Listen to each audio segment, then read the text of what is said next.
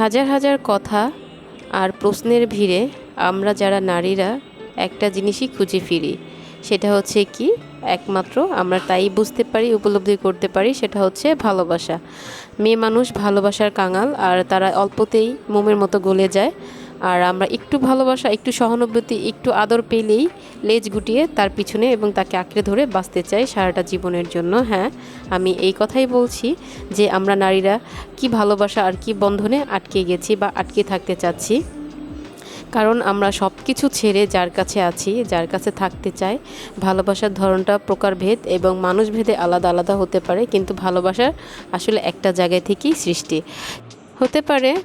বাবার জন্য মেয়ের ভালোবাসা, মেয়ের জন্য বাবার ভালোবাসা, স্বামীর জন্য স্ত্রী, স্ত্রীর জন্য স্বামী, মার জন্য সন্তান, সন্তানের জন্য মা।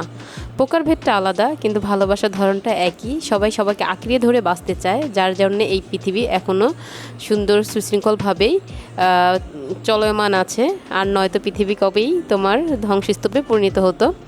এই তো ভিউয়ার্স, সকাল সকাল আমি দেখো একটু লেবু আর গরম জলে 1-2 ফোঁটা লেবুর রস দিয়ে খেয়ে নিয়েছি। আর এটা হচ্ছে ক্যান্সার প্রতিরোধ, প্লাস হচ্ছে চর্বির যেইটা আছে। আর খেজুরে তো প্রচুর পরিমাণ ফাইবার আছে, এটা আমরা জানি। সকালে আমি এটা খাওয়ার পর আধা ঘন্টা পরে খেজুরটা খেয়ে নিব, তারপরে আমি আমার দৈনন্দিন কাজে চলে যাব।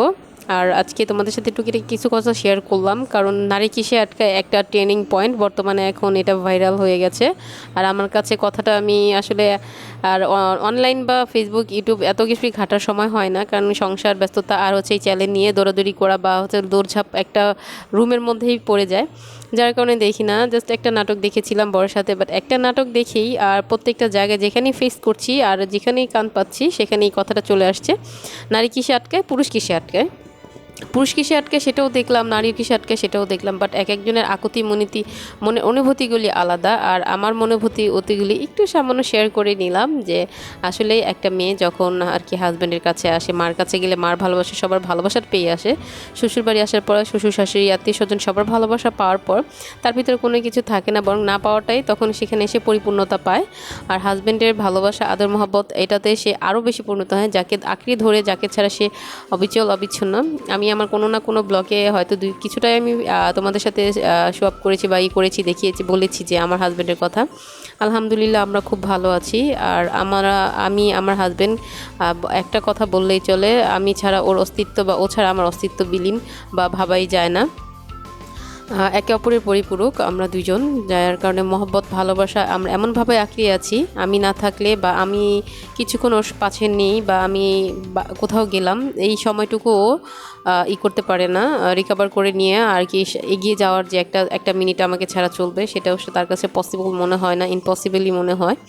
যাই হোক, আমি অনেক ধরনের কথাই আমি শেয়ার করে নিলাম। আর আমার হাজব্যান্ড আমার প্রতি যে ভালোবাসা বহিঃপ্রকাশ করে, প্লাস আমি তার প্রতি যে একটা ভালোবাসা, সম্মান, শ্রদ্ধা বোধ জাগাই বা জানাচ্ছি তাকে, আসলে এই দুইজনের প্রতি স্যাটিসফ্যাকশনেস দুইটাই আইসা পড়ছে, যার কারণে আমাদের ভিতরে আল্লাহর রহমত আছে। প্রত্যেকটা পরিবারেই থাকে, এক একজনের হাজব্যান্ড ওয়াইফের ভালোবাসা, এক একজনের মা ছেলে, এক একজনের আর সন্তানের ভালোবাসা আসলে আলাদাই হয়ে থাকে। এই তো এই বললাম, কারণ বহিঃপ্রকাশ থাকলে আর নারীরা কোনো কিছুতে আটকে না, নারীরা শুধু স্বামীর বিয়ের পর স্বামীর ভালোবাসায় আটকে থাকতে চায়, অগাধ বন্ধনে তার সাথে জীবনটাকে এক হাতে ধরে অনেক দূর হাঁটতে চায়, জীবনের শেষ অবধি পর্যন্ত। এটাই হয়তো বা একটা নারীর কাম্য বা চাওয়া, আমারও সেই নারীদের মতোই চাওয়া, অনেক দূর হাঁটতে চায় হাজব্যান্ডের সাথে, জীবনের শেষ মুহূর্তটা পর্যন্ত তার সাথে এক সময় একইভাবে পার হতে চাই। এই তো বন্ধুরা দেখো, আজকে একটা বিশাল হান্ডির আয়োজন। আর এটা হচ্ছে দেখতেই পাচ্ছ তোড়জোড়টা দেখেই, তোড়জোড়টা হচ্ছে তোমার নেহারি। আর নেহারির আজকে আম্মুর হাতের নেহারিটা আমরা রেসিপিটা তোমার সাথে শেয়ার করছি। আর ভিডিও তো অবশ্যই দেখে নিয়েছো কী কী দেওয়া হয়েছে। নেহারিগুলি ভালো করে আম্মু একটু হালকা কুসুম গরম পানিতে ধুয়ে নিয়েছে, ফার্স্ট অফ অল 2বার ধুয়েছে, চেক আউট করেছে। আমি ভিডিও বেশি লেন্দি হয়ে যাবে, যার কারণে আমি ওইভাবে এটাকে স্কিপ করে কমপ্লিট করে নিয়েছি। প্লাস হচ্ছে আদা রসুন বাটা, হলুদ মরিচ গুঁড়ো, তারপর হচ্ছে এলাচ, দারচিনি, গোলমরিচ, তেজপাতা আর কিছু কাঁচামরিচ দিয়েছে। আর যেহেতু আম্মুর কাছে লাগছিল এতটি নেহারির মধ্যে, আর হচ্ছে হলুদ আর মরিচের পরিমাণটা কম হবে, তাই আম্মু আবার চুলা দেওয়ার আগে একটু দিয়ে সব কিছু অ্যাড করে নিচ্ছে। আর এখানে সামান্য পরিমাণ তেল দিয়েছে, কারণ এটার মধ্যে যে তেল এমনিতেই তেল ভেসে উঠবে, তেমন তেল দেওয়ার প্রয়োজন নাই। এই তো আমি এখন সব কিছু এখানে কমপ্লিট করে আম্মু চুলায় বসিয়ে দিল, আমি চুলাটা জাল দিচ্ছি। বেশি না, 4 থেকে 5, বা তুমি তোমার এটার ওয়েট মানে কতটুকু ঘনত্ব পাতলা করবে সেটার উপরে দেখো। আমি 3-4 ঘন্টার উপরে 5 ঘন্টা ইন অ্যাভারেজে জাল দেওয়ার পর এতটুকু হয়েছে। আর এটা আমি এখন এভাবেই রেখে দিব। আমরা সকালে সবাই মিলে একসাথে যখন খাবো আর কি, সরি, যখন আমরা 6 ঘন্টা পরে রান্না করেছি, আর এটা ভাবলাম সকাল সকাল আমরা একসাথে নাস্তা করব। তো সকালে বললো নাস্তা হয় না, ওই 12টা-1টা বেজেই যায় সবাই। তারপরে দেখো আমি সকালে এটা সব কিছু কমপ্লিট করে ইয়াটাকে জাল দিয়ে তারপরে হচ্ছে বাগারের প্রসেসে চলে এসেছি। আর বাগারটা আম্মু আমাকে যেভাবে বলেছে আর আমি সেভাবেই করে নিলাম, পেঁয়াজ আর শুকনো মরিচ দিয়ে দিয়েছি। বাগারে তেমন কোনো কিছু দরকার হয় না, আর এটা এভাবে দিলাম। আম্মুর হাতের রেসিপি আসলে খুব টেস্ট হয়, আমরা সবসময় খেয়ে থাকি। আর আমার বিয়ের 12 বছর পর্যন্ত আমি এখানে আসছি, শ্বশুর শাশুড়ি প্লাস হচ্ছে আমার মা, সবার হাতে যেই সব জিনিসগুলি খেয়েছি। দেখো আম্মুর হাতে নেহারির অসাধারণ টেস্ট। আসলে তাদের মতো হতে গেলে সময় নিতে হবে, বুড়ি হতে হবে, তারপর হয়তো বা রান্নাবান্না ভালো হবে।